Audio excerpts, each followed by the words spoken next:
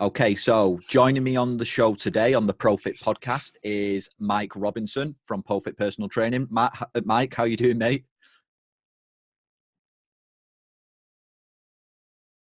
How are we doing, Robbo? Yeah, I'm very good, mate. That wasn't the best of starts, was it? We just have to go today between like Robbo 1.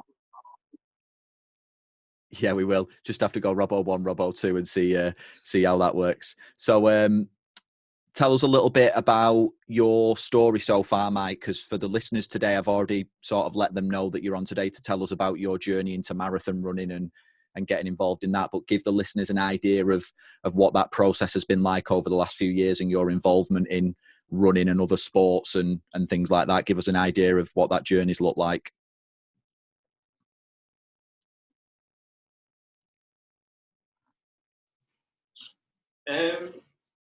Mate, I think running's always been like a big part of my life. I think when I realised I was never going to play for Man United, I didn't quite have the skills, and I turned as quick as a double-decker bus that I needed to find something else to stay involved in sport. I think when I first started, like wanting to get a bit fitter, and maybe I was becoming a little bit more conscious of exercise, running was just so easy to go and do. You know, I would come home from school and go for a run. You know, my dad used to take me running when I was younger as well. He's done things like the Comrades Marathon in South Africa. He's done loads of marathons, and I don't know, it was just always something that came to me quite naturally. And then, you know, I maybe got a little bit lost somewhere along the line with, well, I wouldn't say lost, but maybe dabbled in a few different things, like that whole bodybuilding style of training, which I guess kind of, I don't know, maybe gives you like a warped way of thinking where you think doing loads of cardio was bad for you. And I look back and think I was probably a little bit lost myself at that time. And then, I don't know, it's just sort of found its way back to me through personal training, really. I've done, you know, hundreds of like 5Ks, 10K runs with clients, you know, the great events to train for. And you almost, as a trainer, I felt sort of compelled to like get involved in these sorts of events with my clients, and just really enjoyed it. And I guess maybe more so over the past 18 months to 2 years, we've had, well, I say, me and Vic's my other half, we had an opportunity to do the London Marathon last year. So we started training for that in maybe October time, the year previously, and I don't know, it was just like, almost felt like it brought so much to our lives. It gave us both a lot of purpose in terms of what we were training for. For somebody who is very unstructured, it gave me like a lot of structure to what was going on a daily basis, and I just fucking loved it. Loved the fact that each run was adding up to something, and it gave my time in the gym, like every exercise I was doing, I felt like it was going towards something, and things have really just snowballed from there, Robbo. So yeah, I didn't do too well in London. I got the training a little bit wrong, because when you're training over that distance, I think the common perception is you just go out and smash big distances. And I got my timing a little bit wrong, and I ended up going into London. Got injured after on my last training run. Attempted to do it. I did 5 miles of the marathon, and for the rest of it, Vic had her hand on my back like that, pushing me the whole way, which she reminds me about on a daily basis in everyone we ever meet, which is nice. But yeah, I came out of that, and I remember the day after, I just sort of felt a bit defeated. And she'd gone away. She went away somewhere with work, and I was just sat there, and I was on my laptop, and I was like, right, top 10 marathons in the world, because I'm quite extreme in my way of thinking. Which, when it comes to some things like, you know, achieving big physical challenges, it's men. So I just typed in top 10 marathons in the world, and something that was about 6 months away was, I either had the choice of doing Athens or Loch Ness.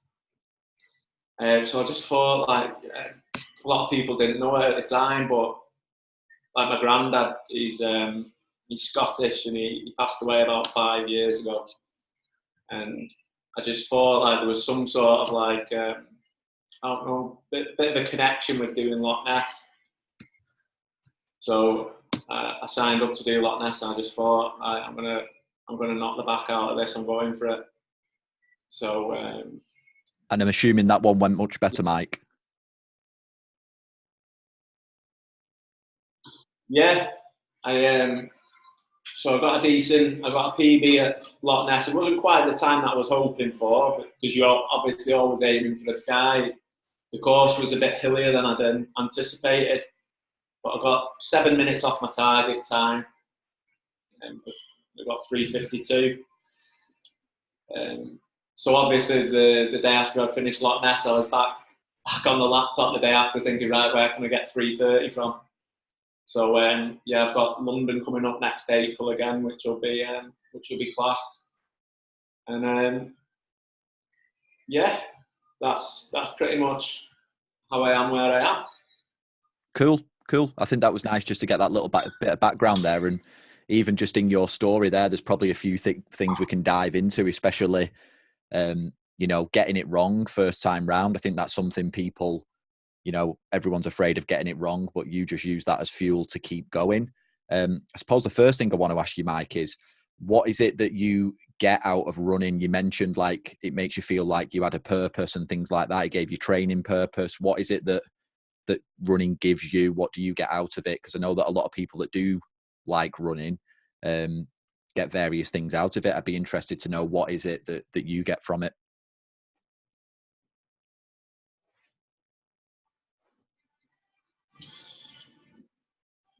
Right, there's so many, like, physical aspects that, like, come to mind. There's, you know, I love weight training. I love seeing, like, your strength develop. Although, like, if you ask all the boys in Whitefield, they'll say they never see me in the free weights area, which is fibs, by the way. But I love that aspect of getting stronger over a period of time. But, you know, when I finish a weight training session, I don't feel like, you know, my adrenaline's pumping. You know, I'm not, like, covered in sweat, and I guess I love that feeling. But more so than that, mate, I'm able to get away on my own, and it's almost like a form of, like, I guess it sounds proper cringe, but it feels like I'm meditating. I just get out. I've got my headphones on. I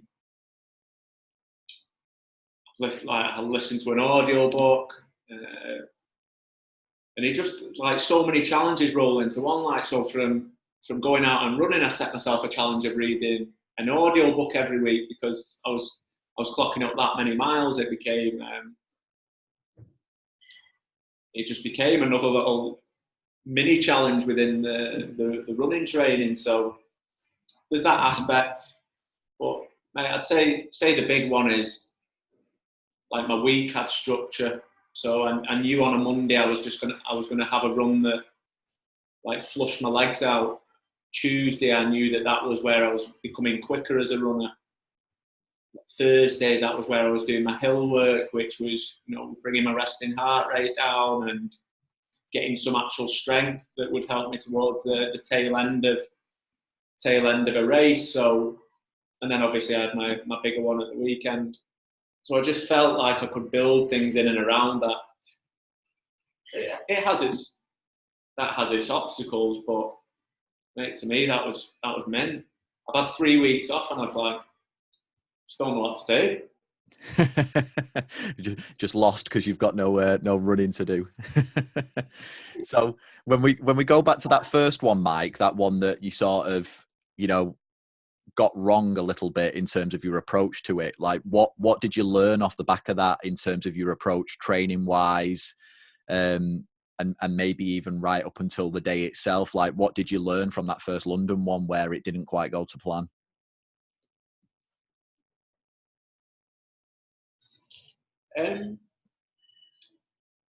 Mate, you know, like having, like I've never been really involved in professional sport, or but I've always been obsessed with it, and I love learning about psychology as well. And I know some people in professional sport, when injuries occur and you see what impact it has on them, like just getting injured before it really like just played on my mind, and I felt like really did feel like I'd failed when I did London, even though, like, you know, you are going from start to finish, which is meant I really felt I'd let myself down. And like after the marathon, I got in touch. We've got a guy who comes in our gym, and he's called Tony Cullen.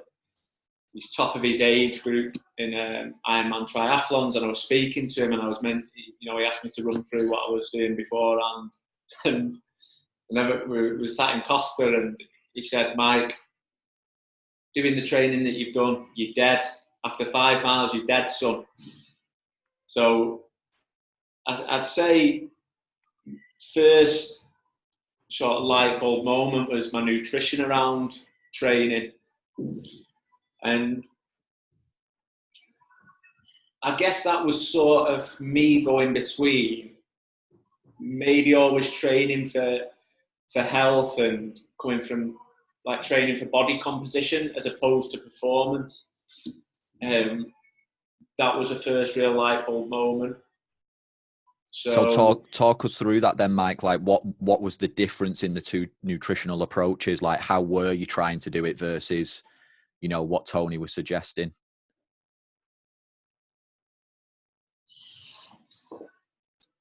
I guess, well, before the marathon, I mean, I could,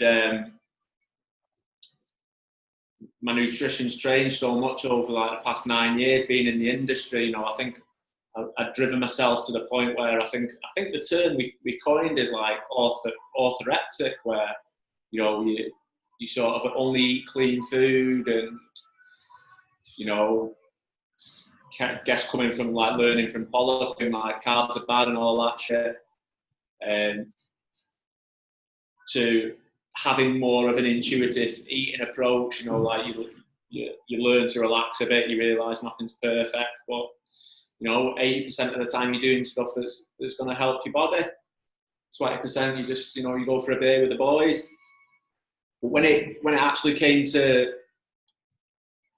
the marathon training, your focal point was going out and doing that run. So I guess the foods I was eating before training, they changed. All I cared about was having enough for that run. And then in terms of the actual running workouts themselves, Tony had mentioned that for every 20 to 25 minutes when you're out on the road, or you're on the treadmill doing your hills, or on the track, for every 25 minutes you need to be taking a gel on board. So for those of you, you know, in terms of nutrition, there's around 20 to 30 grams of carbs per gel you're having. So over the course of, you know, let's just say, for example, in London, I had 4 gels over a 5-hour marathon, 4 hours and 57. I had 4 gels. And then flip that to Loch Ness a couple of weeks ago, I had 10 gels. So, and that was as well as having, you know, my electrolyte drink beforehand, having my normal pre-run breakfast. So you can see it's like almost treble what I was doing beforehand, and that made I just always had gas in the tank there. You know what I mean? Yeah, loads more fuel. Do you have any, because I know a lot of people try and use those things, Mike, but I know that some people struggle to digest them. they really struggle with the stomach when they take those gels in. Is there anything else like that you would recommend for those people? Have you tried anything else?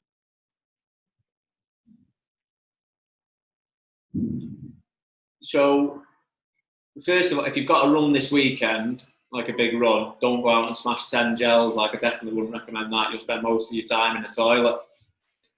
Just with your training runs, I would start by just having the one and see how you get on. I mean, I used a brand called Science in Sport. You'll see it, SIS, and they've got an isotonic gel that's like dead easy going on your tummy. You taste all right. I actually quite look forward. I was like sort of counting down for I worked out that it was every 3 miles I could have one, so I was looking forward to it. So I would definitely start with it in your training. But I think it's hyped up, to be honest, Robbo. I don't think it's people might have had a bad experience with them, but I think it's just about finding the one that works for you.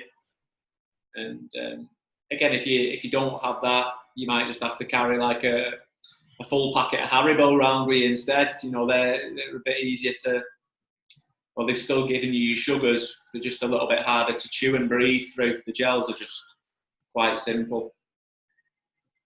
But I would say just as a start with your training, and as a little rule of thumb for every half an hour that you're out and about, just pop a gel and see how that works for you.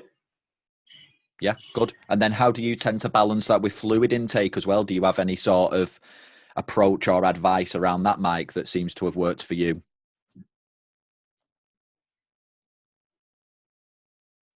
So I know we might touch on like actual running workouts in a bit. It's obviously easy when you're on the treadmill. You've got your water bottle holders, and ideally if I was doing a treadmill workout, I'd have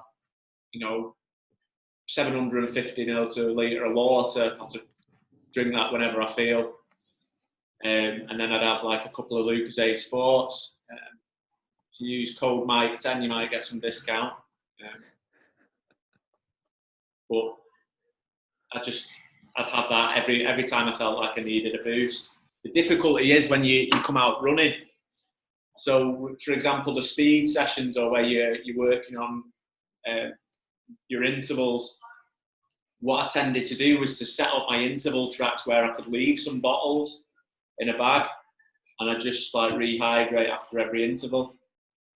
But when you were coming to do, I remember doing a 16 mile run. I had my dad on a bike in front of me and he was like, it's almost like the carrot and the stick. So I was running for my drink. You chasing after this guy on a bike. Right. You can get a hydration vest. I would say in my next block of training, I'll experiment with that. I just probably left it a little bit too late, and I just probably didn't want the distraction. But you can get some great hydration vests now that'll work really well. So I'll try that in my cycle of training, which actually starts today, funny enough. So let's dive into that then, Mike. What is that cycle of training going to look like then? You mentioned a minute ago about discussing the training side of it a little bit more. Talk to us about what this next cycle of training is going to look like now and what event it is you're building towards now. When's your next one?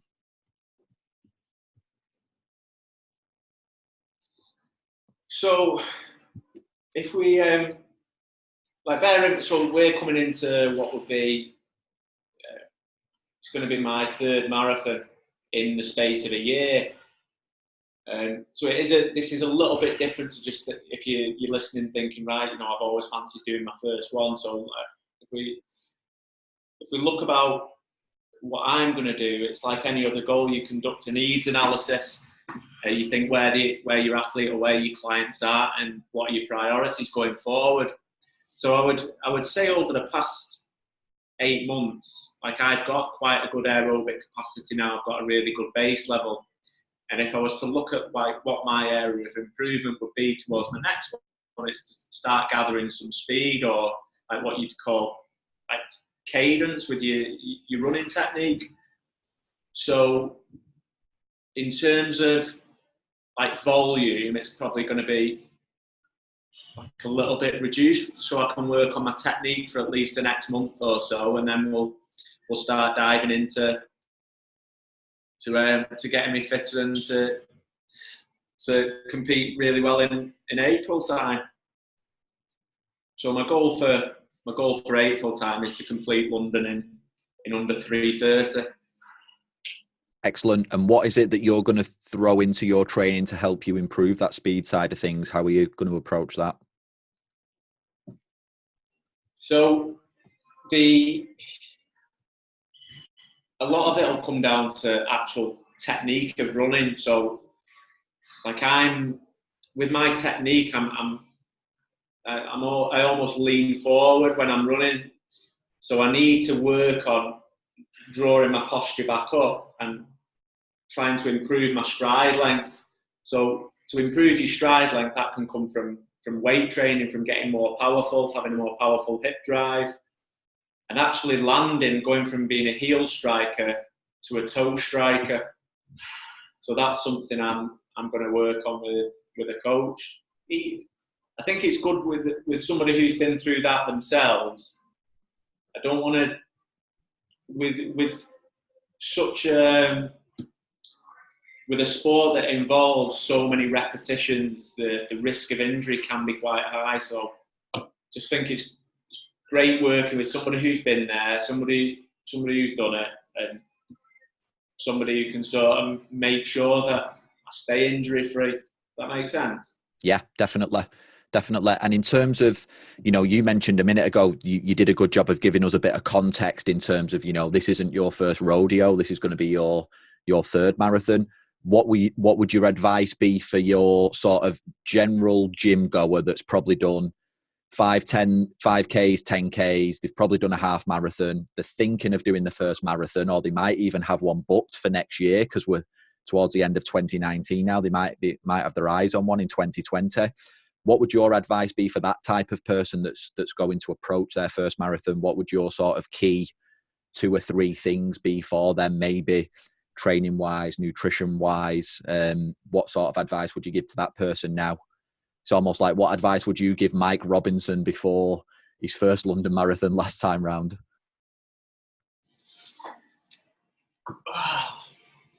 I think without trying to overcomplicate it, I think my thought process around running, I'm sure there's a lot of people out there will think the same, is just go out for a run. Go out for a run a couple of times a week, and it tends to stay around, like, I don't know, you might do between 6 and 10K, or I did a 5K on the Monday, and then I did a 10K on the Thursday, and then I go for my big run at the weekend. Like, that tends to be the sort of thing like normal people do. And it's like that, let's say that big run at the weekend, people are always trying to push it and push it and push it, and kind of the wrong way of looking at things. I think with your training, you are obviously trying to build up volume sensibly, but the workouts you do during the week, you should be doing more running during the week, your total volume, than that actual run at the weekend. So whether your workouts are made up of interval training or hill work, your actual combined volume shouldn't exceed that big run at the weekend. So I look back to my first one, and I just made an absolute horlicks of it, like looking like that.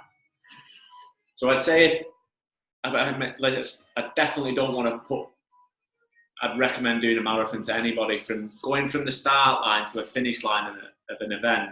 And a marathon itself, it's unbelievable.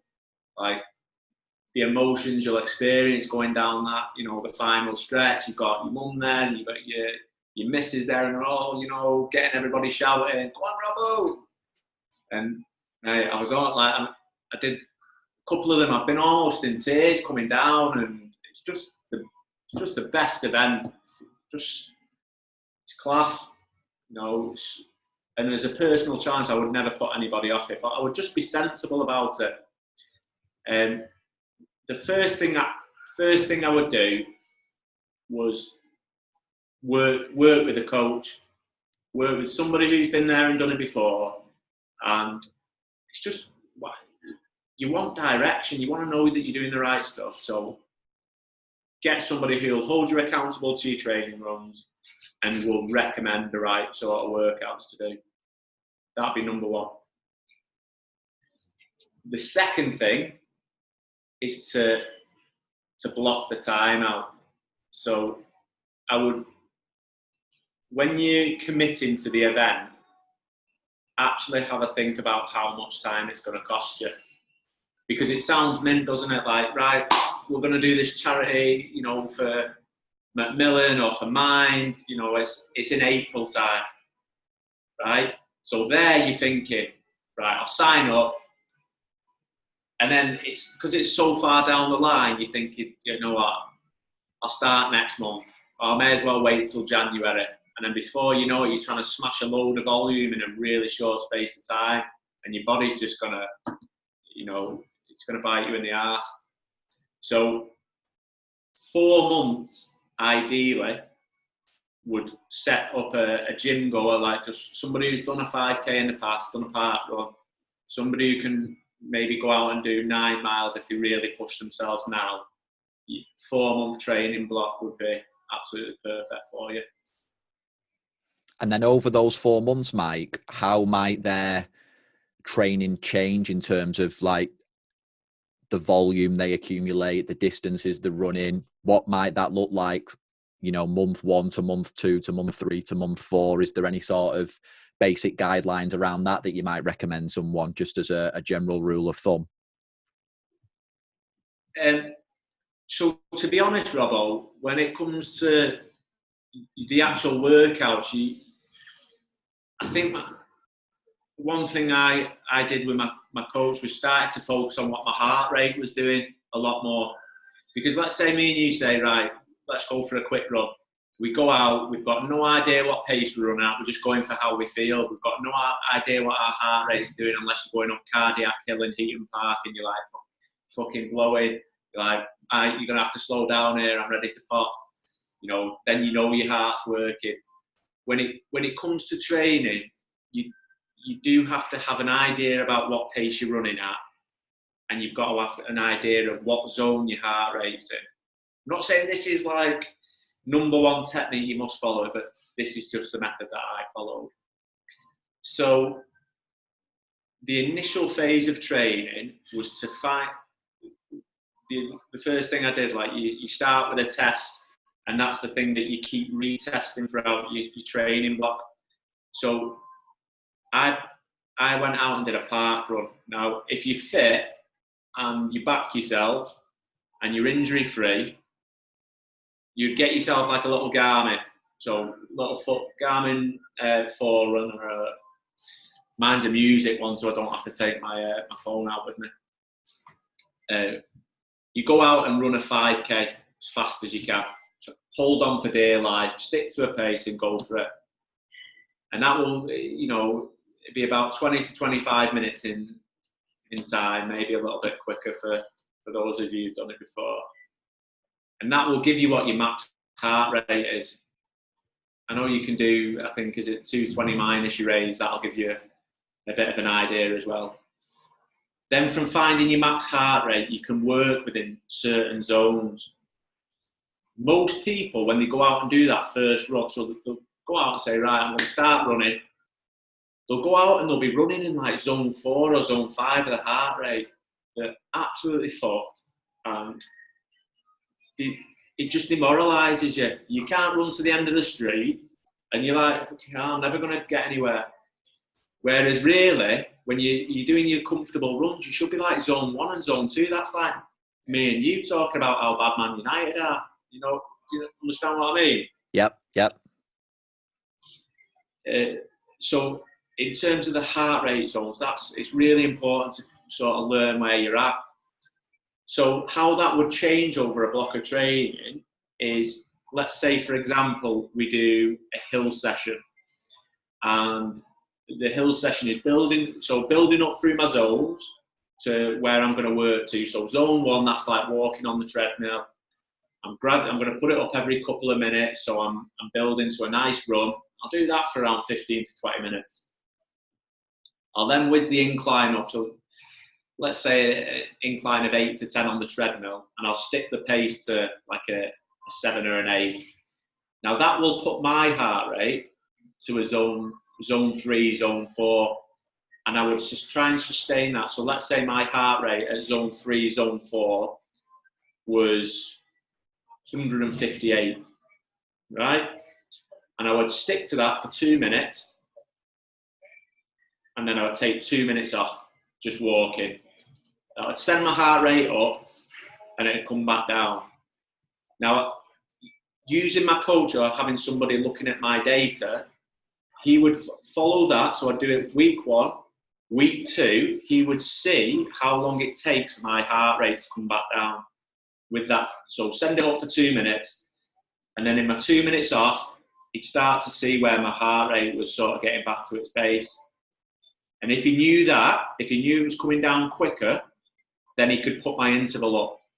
So let's say 1 week it was 2 minutes, then it'd go up to 2.5 minutes, then it'd go up to 3. By the end of my marathon block, I was doing, 5 minutes on, 2 minutes off, sick incline, good speed. Week 1, I was blowing 2 minutes on, 2 minutes off. I was like literally hanging. And then,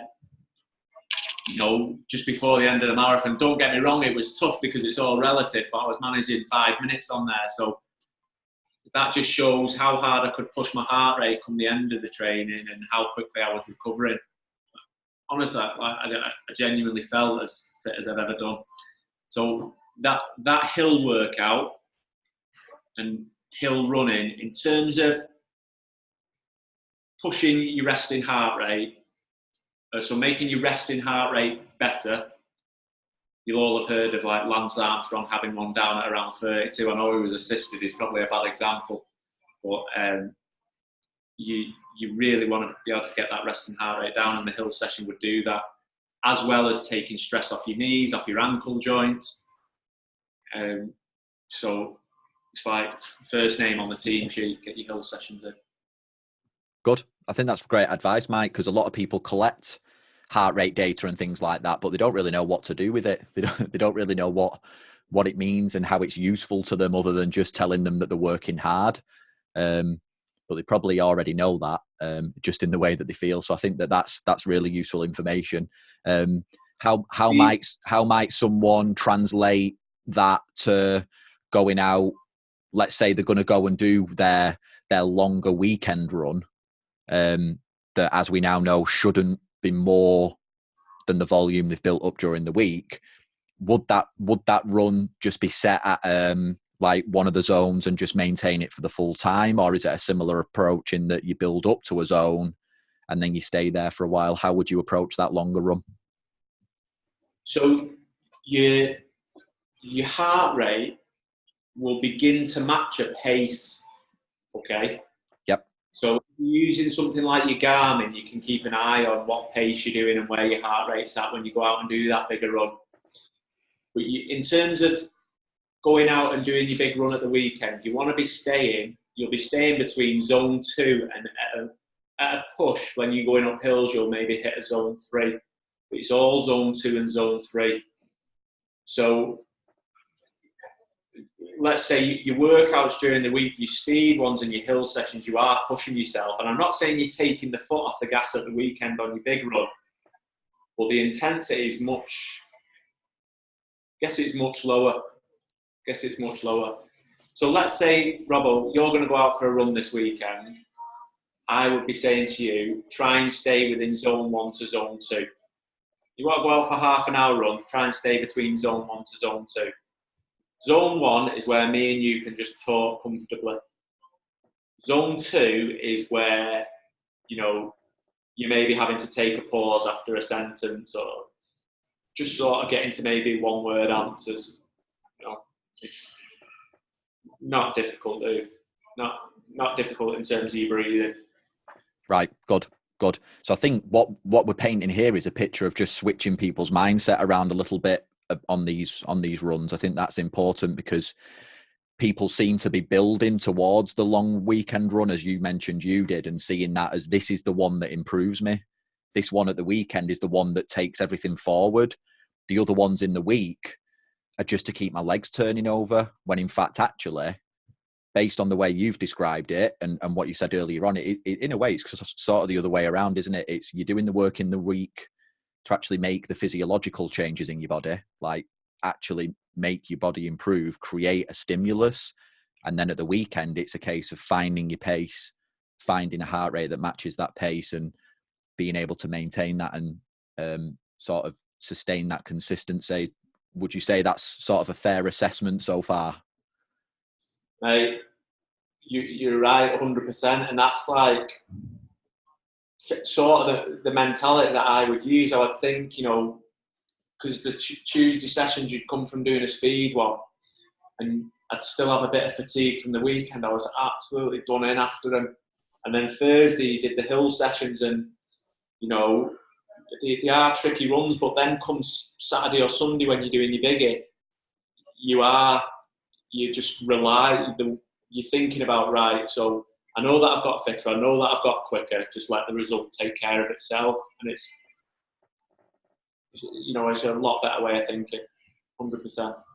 Excellent. So if we switch from training a little bit and delve a little bit more, I know we've touched on it already, but if we go back to sort of nutrition for a moment, talk to us a little bit about what your nutrition looks like on a day where you're going to train, and does that change at all from a day where you're not training? Like what are the key differences in the way you approach nutrition, and give us a few examples of what you're actually putting into your body on a training day to prepare for those runs and to prepare for optimum performance, basically. Just a standard day, and I'm not saying that the foods or the choice of foods I have is gospel or anything like that, but hopefully you can get a grasp as to like how much protein I'm having and carbs I'm having. I wake up and, you know, I'll try and have something that's got a little bit of protein in and a little bit of carbs in. So when I'm working to make it convenient for myself, I'll have like a little pot of yogurt, some Greek yogurt with some granola in. I'll then have like a normal food prep box, which has got, to be honest, Matt, I don't want to say that I'm doing all the cooking, but I get my food made up for me. And let's say it might have some sweet potato wedges, it's got a bit of steak in it, and then it's got some green veg. So let's say I have one of them. And I tend to do all my running in the afternoon, and it's kind of like, it was like my switch off point from work. Before that run, about an hour before it, I'd have a couple of bagels with a bit of peanut butter and jam on, or peanut butter and a banana. It's kind of if you're a foodie, marathon training's mint, because you can pretty much eat whatever you want. So I would have something that had primarily carbs before training, just a tiny bit of protein in, and then I'd swig like an electrolyte drink on the way down to where I start a run, which is about 5 minutes from the house. I'd obviously take on board like my hydration when I'm doing my training, and I have a couple of gels like zipped away. And then when I come back afterwards, it'd be another sort of food box with like rice, chicken, some veg, like nice flavouring. And then I'd have my evening dinner. I still ate intuitively. So there was days where I felt like I needed more food, and I'd just have, you know, like a shake which would have some calories in, or a Kit Kat chunky with peanut butter, you know, just whatever I'm feeling that day, to be honest. Yep. And in terms of sort of the final piece of this running puzzle I wanted us to touch on today then, Mike, now that we've covered like the training and the nutrition side of it, is a bit that I often feel people forget about, and that's the recovery side of this.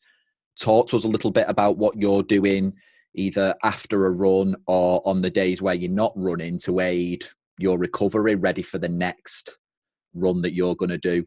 because I am a believer that, you know, your preparation for your next training session starts the minute that you finish your last one. You know, what sort of things were you doing, or are you going to be doing this time round to aid your recovery and make sure you're in prime condition for your next run and your next training session? Couple of things with recovery. So when you've actually done a workout, it is important to do a cool down. So I used to think, well, you know, I've just run fucking 10 miles. What's the point in doing another 5 or 10 minutes or doing another mile cooling down? But it's sensible just to bring your heart rate back in the zone, and for me, it's like a chance to reflect on my training and, you know, what went well and how I felt. Just bring my head back in the room. So I'd say, like, you cool down and just doing stretching in some of your problem areas. Like I've had a couple of issues with my calf, like my quads and IT band. So I just like to do a couple of things whenever I finish that for those areas, whether it's psychologically or, you know, there's some sort of benefit. You know, I didn't get injured for Loch Ness, so there must be something.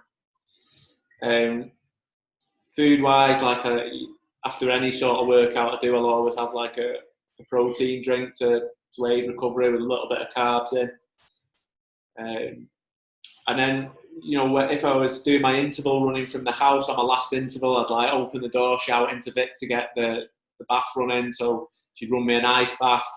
And especially when you were doing anything over 12 miles in volume, whether that was an interval session or the bigger runs that came at the weekend, I just felt sticking my lower limbs in the ice bath were mad. I tell you what, I bet she got some pictures of me trying to get in the ice bath and avoid certain parts of my body.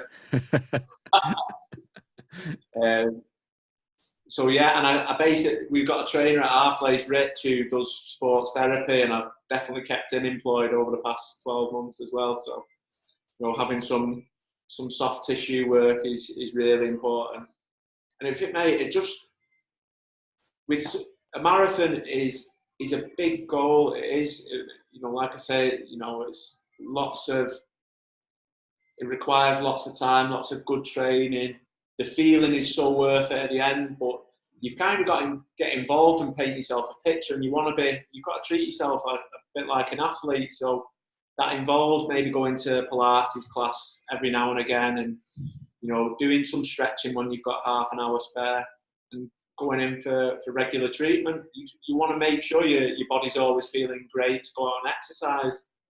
So you got to look after it. Yeah. It's almost like maintaining a vehicle, isn't it? It's, you know, take your car in for a service, take it in for an MOT. Got to keep these parts well oiled and moving and well fueled and stuff like that. We've got to maintain all these things to keep it going and keep performing at the level that we want to perform at, especially if we want to improve. So yeah, I think they're all important things. In terms of the marathon running stuff, Mike, I think we've covered a lot of really, really good ground there. I think there's some fantastic takeaway points from that, and I'll make sure that in the show notes we've got some of these key things listed out, and some of the things that you've mentioned as well, even down to like the Garmin gear that you're using and things like that you recommend. I know that in setting up this interview, there was a few other things that we'd discussed as well beforehand that you wanted to talk about, and that was more to do with your role within ProFit. So for the people that don't know, Mike's been with ProFit a long time now. He's been part of the team longer than I have. He's managed teams. He's one of the leaders. He's got a lot of roles and responsibilities. And I know that you wanted to touch on a few of those things, Mike. One of the bits that you mentioned that I thought was worth going into was this idea of looking after a team, and especially helping out and nurturing newer, younger members of the teams that we're involved in. So I'm not quite sure what you wanted to talk about in that area, but give us an idea of some of your thoughts around that and your experiences around managing teams of people and bringing newer people into teams and things like that. Mate, I think in terms of one thing that I've always found like fascinating is like successful sports teams, and I guess that comes from obviously supporting United for a number of years and watching. I unfortunately have to look back into history now to see all that going on, and unfortunately I have to watch teams like Man City perform really well, which is difficult for me.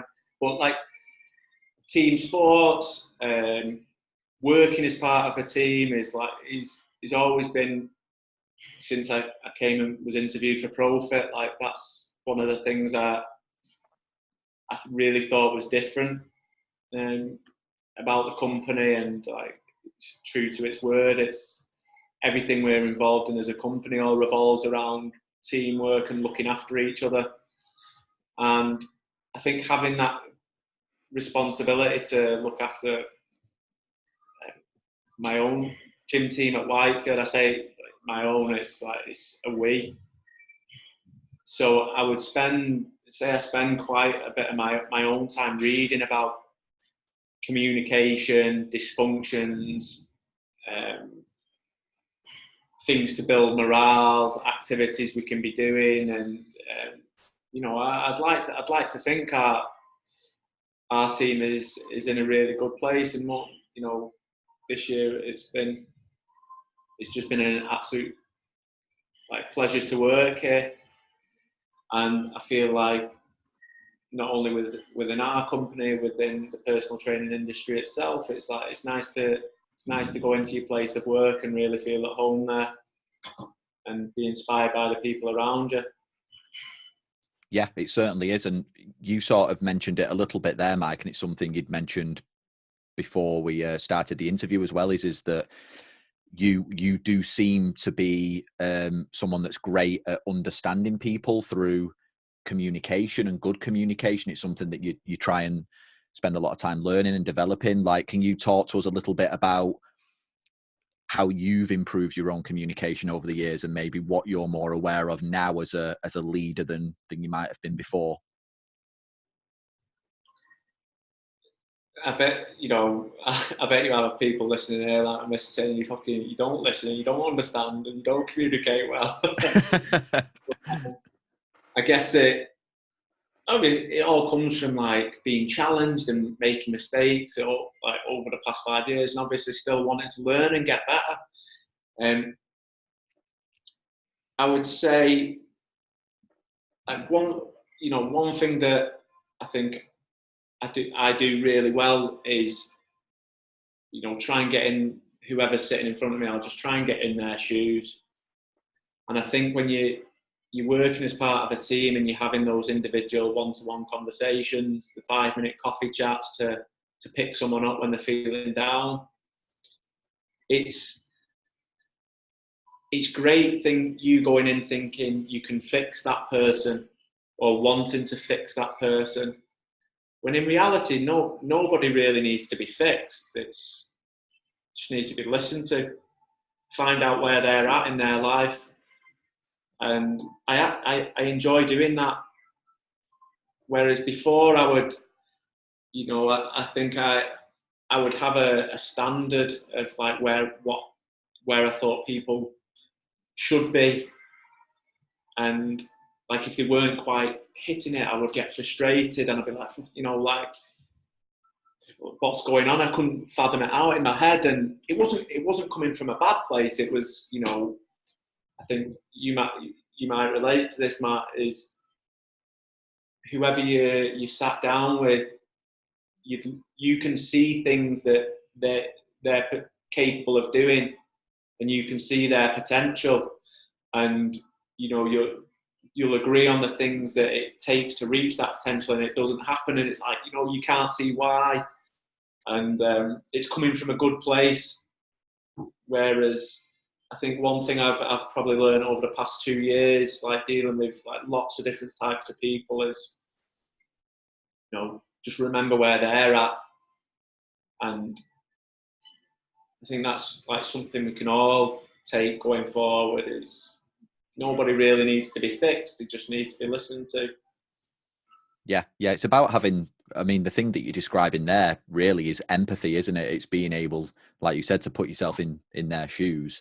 And I think then what that gives you is as a mentor or a coach or whatever role you're filling at that moment in time, is it gives you context. Because like you say, from your side of the table, it all looks obvious, it all looks clear, and it all looks fairly simple, but that's probably because you've done it. The reality is the person on the other side of the table might not have done it yet. So it isn't clear to them, they haven't got hindsight. And yeah, I've definitely been in that same position as you, Mike, where you're like banging your head against the wall, but it's not that person that's the problem, it's you, because you've set an impossible standard for that person that they don't even know exists yet, but you've set it because they're capable of it. And it's about helping them sort of discover that next level for themselves, isn't it? And making sure that they want to go there as well. Sometimes we're trying to force people into things they don't necessarily want to explore yet. They're just not ready for it.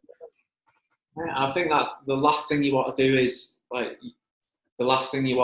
push somebody away. And I think, even when you feel like you're trying to help and it's having the opposite effect and you can't see why, sometimes it's been so good to look, within, and I'd maybe look at what our team at Whitefield has been through, and I think we've been through like some really difficult situations, and to get through them, it's all come down to communication and honest communication. I think to go through those, I think when you're faced with a difficult conversation, maybe somebody you may have in your team who you have friction with, I think it's always important to think back to a time with that person where things were going well, and think of 2 or 3 things that you find positive about them, and hold on to them thoughts going into the conversation. Make them aware that this is the person who you associate these good actions with those people. And I think when you're planning to get over an obstacle or something that's not going quite right there and then, when they know that, listen, I know that you're a great person, I know you're an inspiration, I know that you can have a really good influence on other members of the team. This is maybe what I'm seeing now. Like, what are your thoughts on that? And I guess it's genuinely finding out where that person is as well, but coming from a point where they know you think the world of them, and that deep down you think they're a good person. I think that's, you're almost taking it from being a battleground to being something that can grow again. I think that's huge. I think that's massive. And I think something else I wanted to touch on just before we finish today, Mike, because I think that having someone like you on is a great opportunity to help, the newest of the new members of the team. You are a mentor and you're someone that's got a lot of experience. We've recently had an intake of trainers. We've had new people join the team, as we do sort of every 8 to 10 weeks, but we've got a fresh batch of trainers in the team right now that are sort of 2 weeks in. Hopefully they're all going to listen to this in the very near future.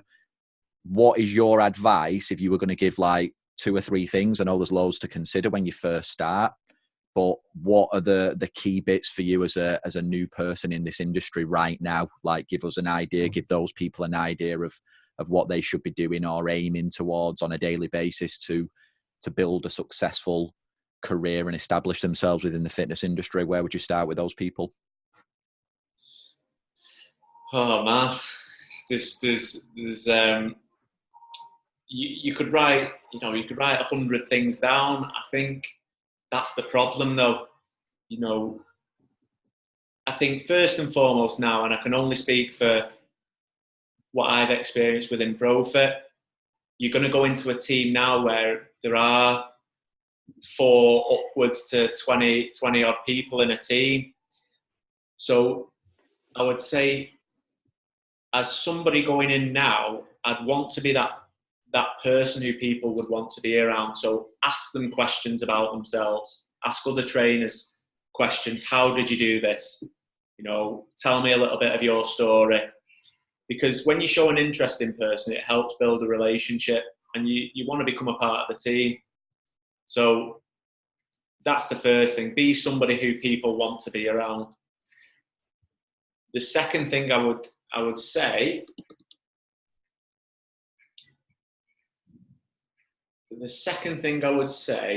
is be somebody to your teammates where they know that doing well means a lot to you. So if they never see you, if you're never in the gym, it's probably not going to go down well with your team.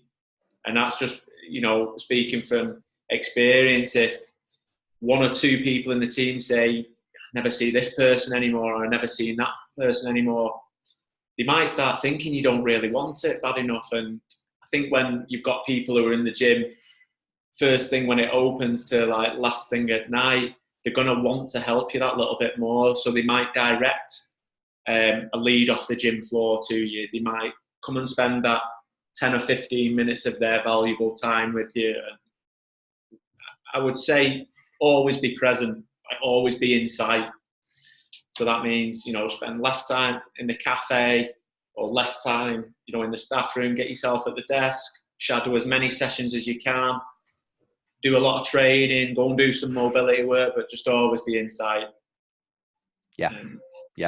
I think that's a good one. I think the first one you mentioned, Mike, about be the type of person that people want to be around, I think that extends as well to gym members and not just team members, because that really, in essence, is the key to being successful at making relationships with people on the gym floor, isn't it? In terms of getting to know the members, and if you show an interest in them in the same way that you've mentioned about doing it with team members, that's when you start to learn about people and why they're in the gym, and how potentially you can help them out in some way. How can you show them some value? I think it's that same thing, isn't it? 100%. The third thing I'd go with, Robbo, I think it's, I would say one thing I did, you've done it as well, but when you go and do like courses like Tony Robbins, and you read books on peak performance, where it's trying to keep you in a great state for, a period of time. I think when I almost give myself an identity when I come into the gym. So when I walk through the doors, I think of, the impact that I could have on my teammates, the impact that I'm going to have on my clients that day. So for, going back to a new trainer coming in now, like when you walk in those doors, what is your role? It's not to be somebody who shies away from people. It's not to be somebody who's not willing to learn. You're going to go in there, you're going to get involved, you're going to learn as much as you can, and you're going to try and help as many people as possible. So I don't want to say it, but it's like when you see those footballers going in Anfield and they press the "This is Anfield" sign. When you go through the doors, you can become whoever you want to be. And it's such an amazing industry, and it's such an exciting time for somebody starting the personal training career. It's just, what an opportunity you've got. Yeah, I'd agree. I think the industry itself is it's in a great place. I know it's still got its good parts and its bad parts, like all industries, but it's still growing. I've written a few articles on that about the rate at which it's still growing, and there's still a massive impact to be had. So it's nice to see new people still wanting to join it and things like that as well. Final thing for today then, Mike, is looking ahead. Where's your next bit of development? What is it that you're sort of working towards, if anything? Are you clear on what you want to be doing in 2020 and things like that? Have you got any ideas of where you're going next with your efforts within the fitness industry? So I've just managed to buy my first house, and I'll hopefully be moving in there in the next couple of weeks. I know people who know me know I've been saying that for the past 6 months, but I'm there. I think physically we've got the London Marathon to look forward to. I'm currently doing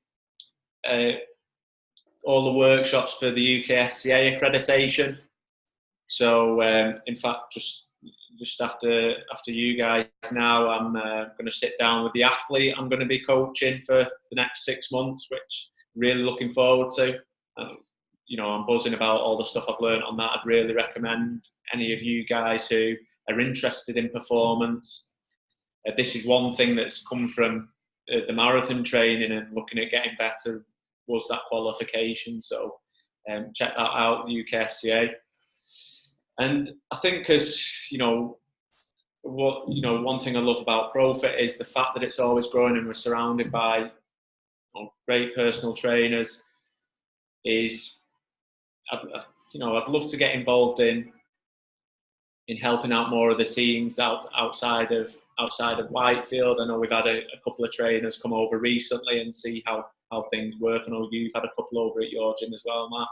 And I think having that sort of impact really means a lot. And I'd love to be able to help more people within the team. So yeah, looking forward to it.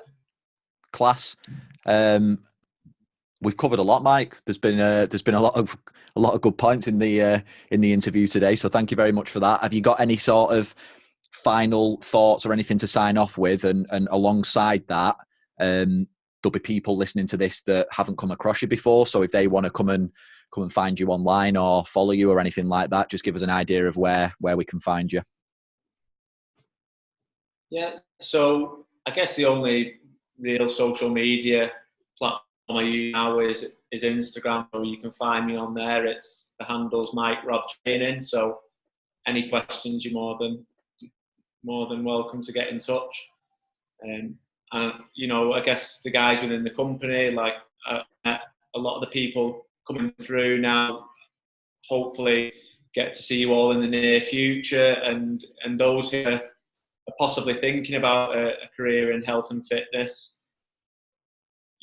Somebody who's been here for 9 years, who's seen quite a lot of changes, it could be the best decision you ever make. So what are you waiting for? So on that note, Mike, I think we'll leave it there for today. And thank you very much for coming on. Cheers, Robbo.